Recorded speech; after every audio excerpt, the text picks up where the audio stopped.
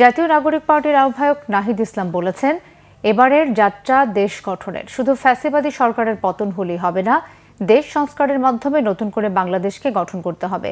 জুলাই পদযাত্রার ৭ম দিনে নাটোরের মাদ্রাসা মোড়ে এসব কথা বলেন তিনি।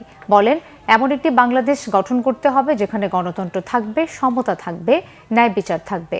দুর্নীতিমুক্ত বৈষম্যহীন বাংলাদেশ গড়ার লক্ষ্য তাদের। ৩ আগস্ট কেন্দ্রীয় শহীদ মিনারে ইস্তেহার ঘোষণা করা হবে বলেও জানান এনসিপির এই নেতা।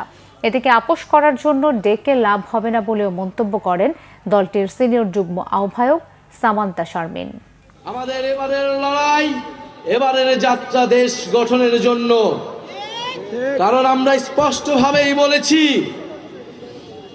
যে ফ্যাসিবাদী সরকারের পতন হলেই হবে না, দেশ সংস্কারের মাধ্যমে নতুন করে এই বাংলাদেশকে গঠন করতে হবে।